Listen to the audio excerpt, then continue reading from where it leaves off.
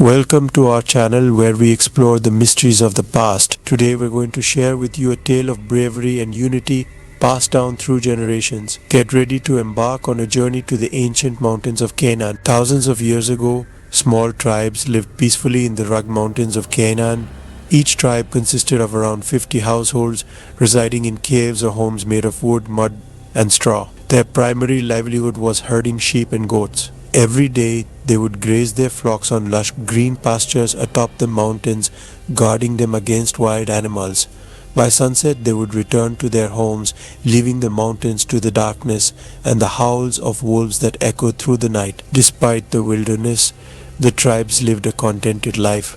However, beyond the great river that flowed through the Canaan mountains lay even more fearsome peaks. The people believed these mountains were home to jinns, ancient beings from myths and stories passed down through generations. One fateful evening, as the sun dipped behind the horizon, a monstrous cannibal jinn soared through the air and descended upon the tribe. It attacked mercilessly, snatching a man before flying back across the river to its magical fortress. The fortress, as whispered in old legends, housed many such jinns. Fear gripped the tribe. Days later, the jinn returned, carrying off another victim. To protect themselves, the villagers began leaving their livestock out in the open, hoping the jinn would feed on the animals instead of them. This strategy worked temporarily, but their sheep and goats began to dwindle. The tribe feared the day the jinn would exhaust their livestock and come for them again. Many families, terrified for their lives, abandoned their homes and sought refuge in dense forests or remote mountain caves. Amid this chaos, a brave young boy from the tribe resolved to end the jinn's tyranny. He proposed a daring plan to the villagers,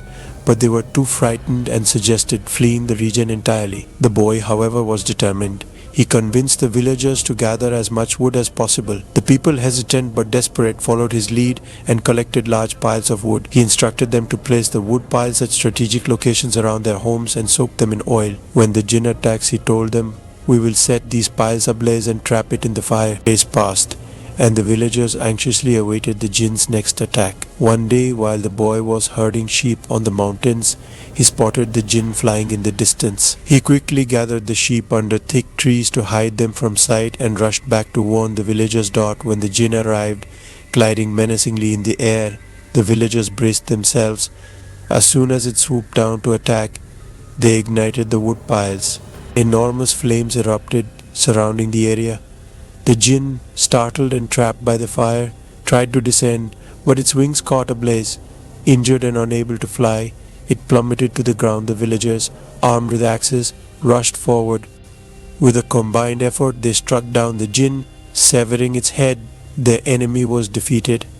Cheers of triumph echoed through the mountains as the villagers celebrated their victory and praised the boy's bravery and wisdom.